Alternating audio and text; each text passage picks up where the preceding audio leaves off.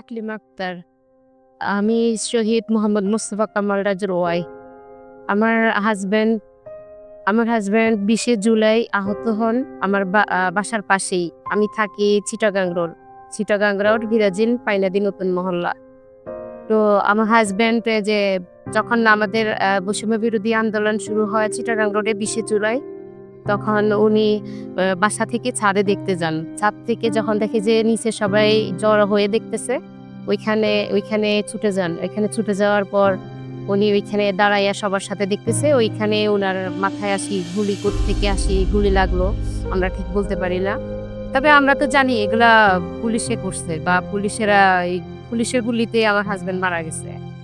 তো আমি দেশবাসীর কাছে একটাই আবেদন, আমরা এটা সঠিক বিচার চাই। আর আমার হাসব্যান্ড তো চলে যাওয়ার পর থেকে আমার আমার ৩ ছেলে মেয়ে। আমার ১ম মেয়ে তার ১৩ বছর, তারপর ছেলে ১১ বছর, তারপর ছোট ছেলে ৫ বছর।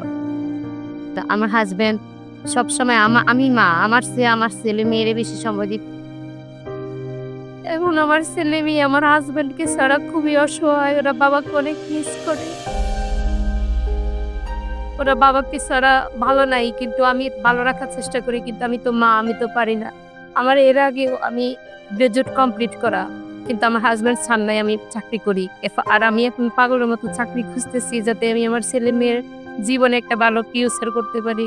আমার সরকার কাছে একটাই আবেদন, আমার হাসব্যান্ডের সঠিক বিচার চাই আমি। আর আমার আবেদন হচ্ছে আমি যেন আমার সন্তানদেরকে সুন্দরভাবে সচ্ছলভাবে রাখতে পারি। আমি চাকরির জন্য অনেক জায়গায় আমি আবেদন করছি যে আমাকে একটা চাকরির ব্যবস্থা করে দেওয়া হোক।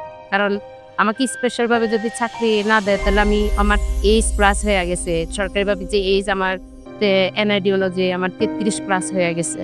এজন্য আমি চাই ওনারা স্পেশালভাবে আমাদের খোঁজ খবর নেক, আমাকে একটা চাকরির ব্যবস্থা করে দেয়। আমার এটাই আবেদন। আর আমি এটা সঠিক বিচার চাই।